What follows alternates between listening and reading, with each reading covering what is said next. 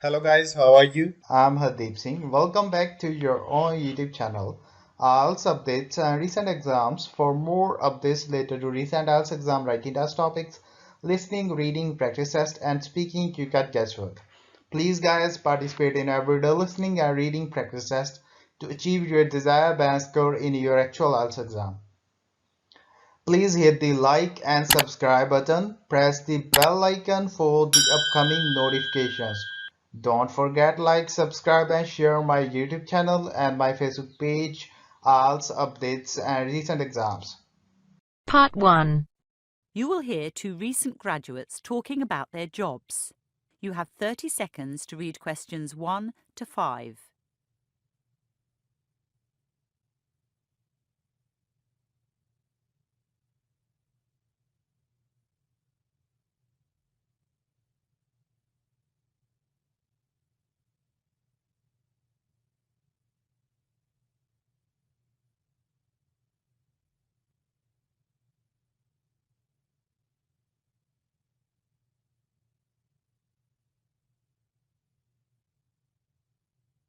Hello, Annie. Haven't seen you for ages.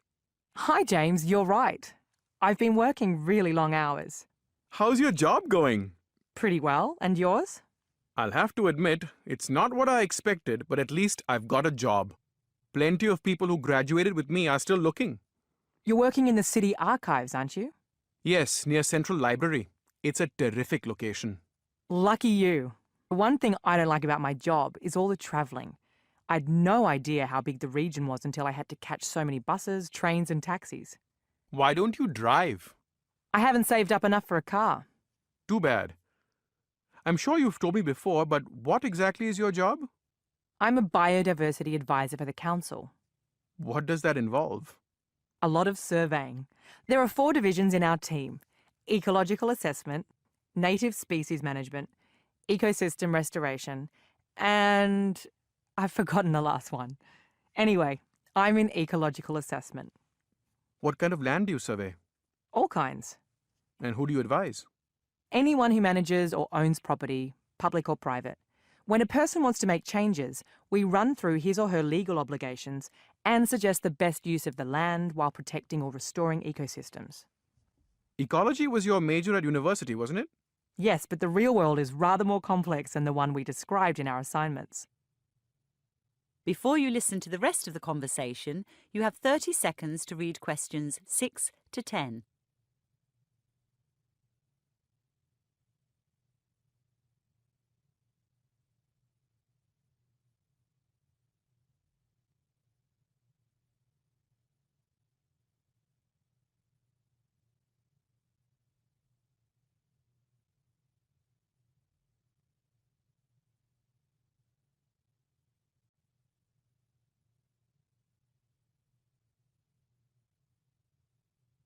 What are you working on at the moment? A development application. A farmer wants to reduce her reliance on sheep by planting olives. She'd also like to build some tourist accommodation, plus some walking tracks and a road. That's quite a lot of work. It is. Moreover, there's a deep volcanic crater on her property as well as a large wetland, home to a rare bird. So what should she do? The tourist accommodation will be relatively straightforward as long as it's on high ground. With the track into the crater, where there are unusual rock formations and steam, she'll need to consider health and safety regulations, but they shouldn't be too hard. It's the wetland that presents a challenge. I doubt she'll be able to drain it. At some expense, she might be able to build a road around it, but it's more likely she'll have to forego new access to the olive grove. I had no idea development applications were so detailed. Well, this process means a carefully controlled use of land for which I believe future generations will be grateful. Future generations. Working at the archives, I'm completely immersed in the lives of past generations. I bet. Although the technology is up to date, we've got amazing scanners. Really? I spent all last week scanning tram tickets and timetables from 1902 to 1956. Why? The archives keep all kinds of documents. 1902 was when the electric tram service began here, and 1956 was when buses took over completely. But didn't you major in psychology? Yes, I did. The archives are about as far away from that as you could imagine. Although, Working with so many different staff and public means I do have to apply some psychology from time to time. That is the end of part 1. You now have half a minute to check your answers.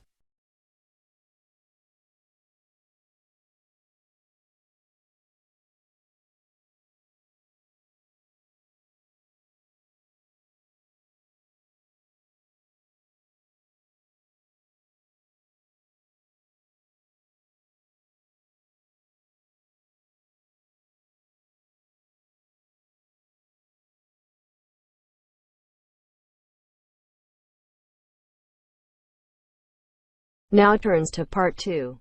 You will hear a man being interviewed on the radio about his work as a musician and a guitar maker. Before you listen, you have 30 seconds to read questions 11 to 14.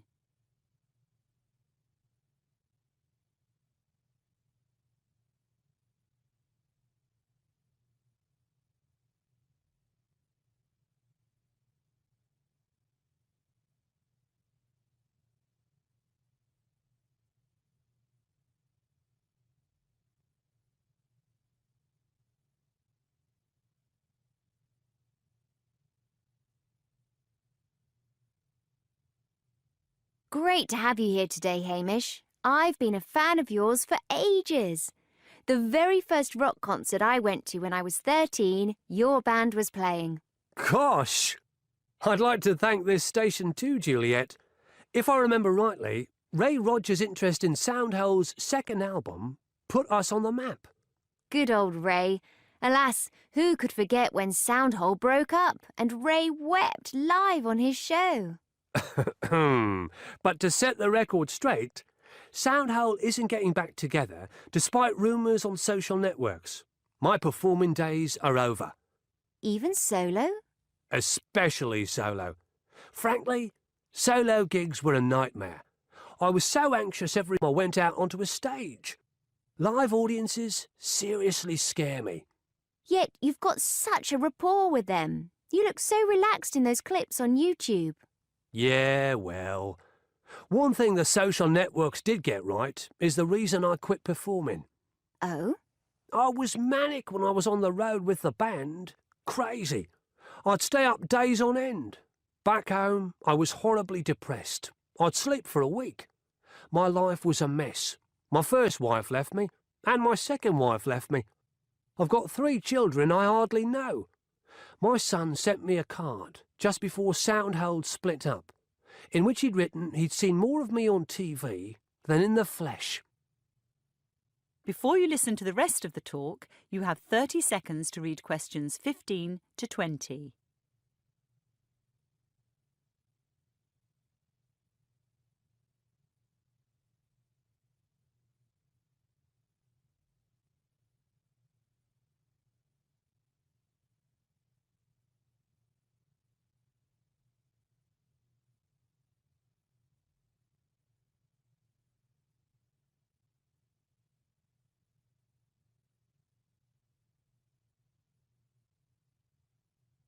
So how long have you been making acoustic guitars, Hamish? Full-time for about 3 years. My sister and I work together. She sources the materials and does the books. I build the instruments. I checked on the internet last night, and it's a long process to make a guitar. You bet. There's at least 15 steps. I won't go into them all now, but sourcing the wood, the first step, is crucial.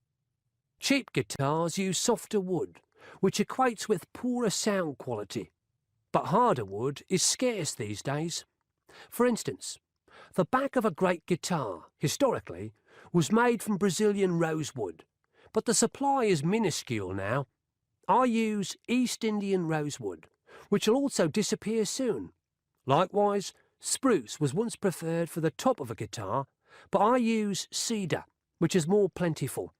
I thought guitars were mainly mahogany.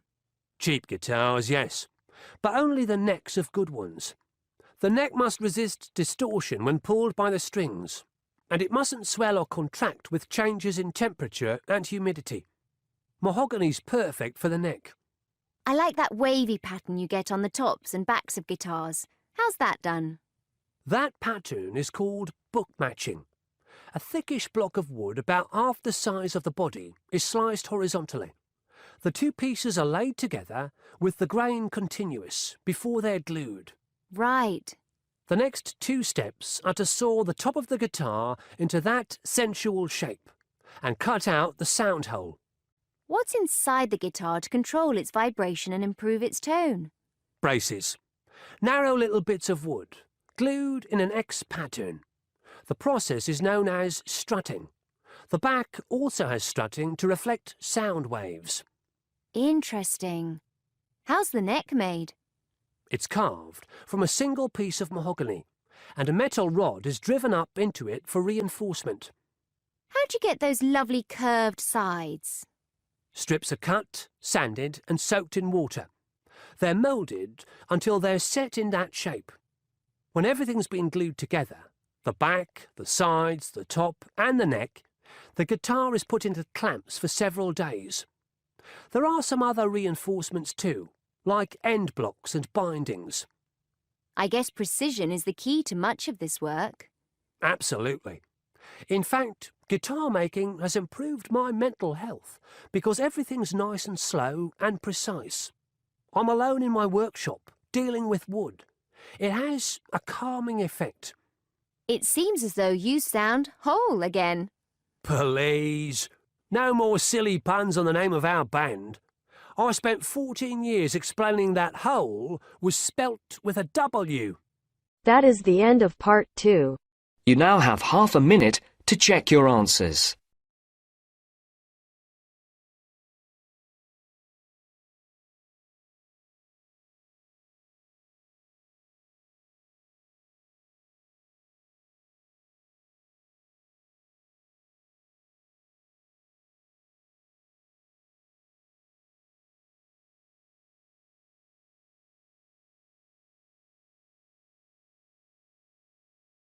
Now turns to part 3.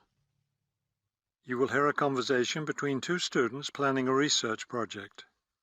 First, you have some time to look at questions 21 to 23.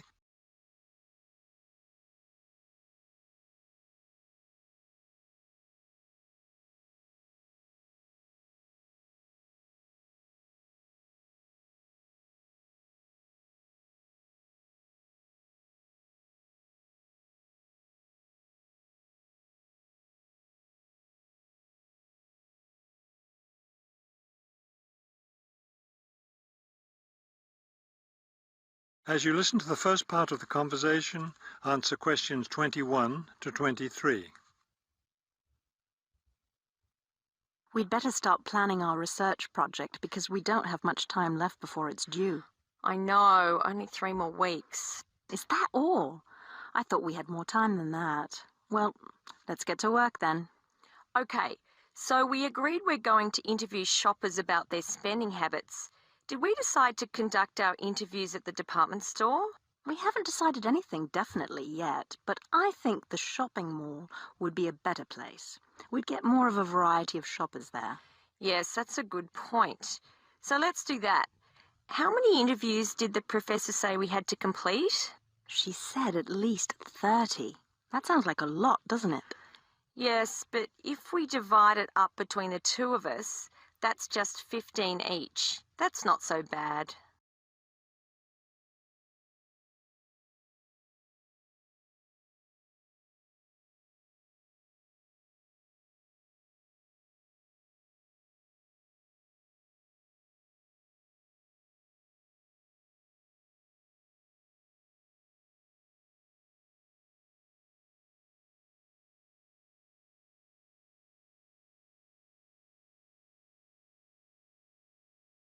Now listen and answer questions 24 to 30.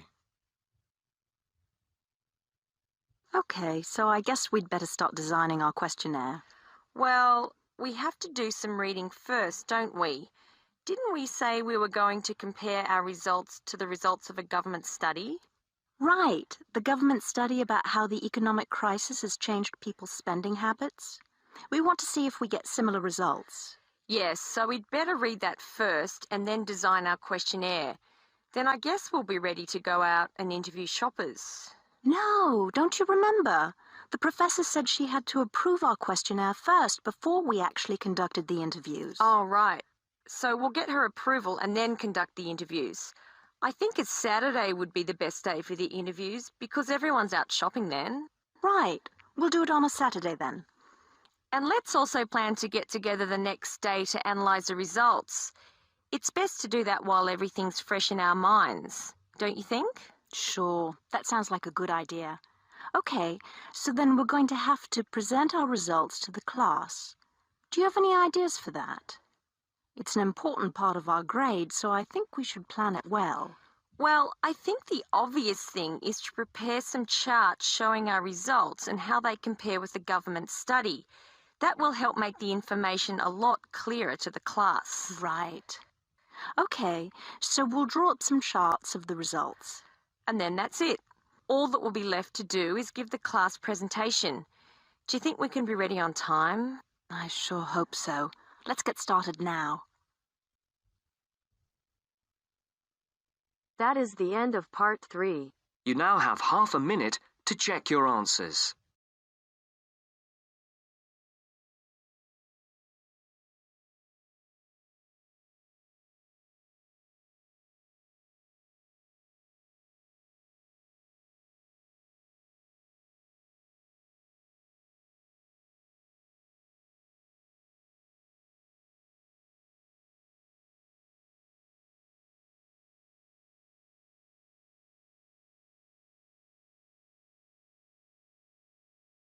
Now turns to part 4. You will hear a talk about chocolate.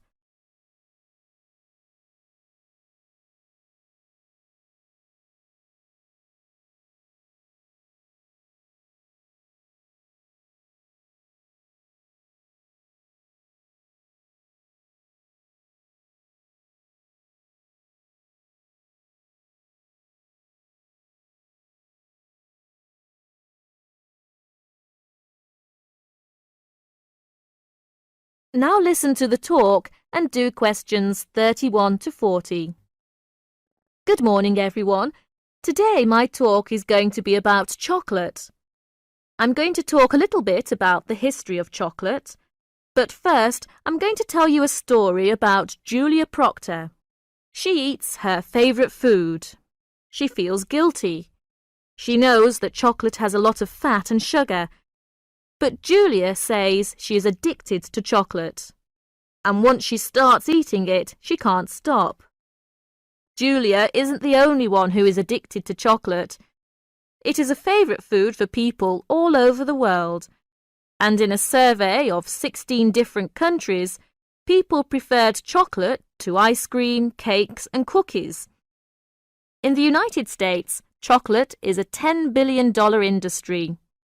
For Valentine's Day, for example, people spend over $400 million on chocolate. The idea of eating chocolate didn't begin until the 19th century. Before that, people drank chocolate. The custom began in Central America, where the Aztecs drank bowls of chocolate to stay alert. When the liquid chocolate was brought to Spain in the 1500s, people thought it was medicine because it tasted bitter like other medicines. In fact, the people who made chocolate into drinks were either druggists or doctors. Then people discovered that mixing chocolate with sugar made a wonderful drink. King Ferdinand of Spain loved this drink so much that he put out an order. Anyone who talked about chocolate outside the court would be killed. So, for about 100 years, chocolate was a secret in Spain. But finally, people found out about chocolate, and it became a popular drink throughout Europe. In the 1800s, a British chocolate maker discovered a way to make chocolate smooth and velvety. Then the Swiss added milk to the chocolate. Today, most Americans prefer milk chocolate, while most Europeans prefer dark chocolate. Now research shows that chocolate is actually good for us because chocolate has a variety of vitamins and minerals, and it has more than 300 different chemicals. One chemical works on the part of the brain that feels pleasure. People who feel good when they eat chocolate are actually healthier because feeling pleasure is important for health and could protect against illness. Good chocolate doesn't have much fat or sugar. You can enjoy it if you eat a little at a time. So, thinking about Julia Proctor, who I mentioned at the beginning, if you just eat a little at a time, that isn't a big problem. That's the end of my talk on chocolate. That is the end of part 4. You now have half a minute to check your answers. So guys, don't forget like, subscribe and share my YouTube channel and my Facebook page. IELTS updates and recent exams. For more updates related to recent IELTS exam writing test topics, listening, reading, practice test and speaking, you got guesswork.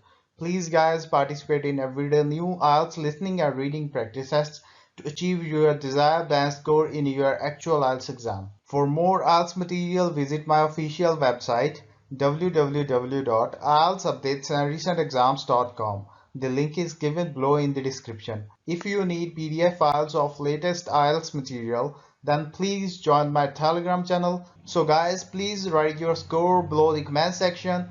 Again, thanks for listening. God bless you all guys. Stay tuned, stay safe.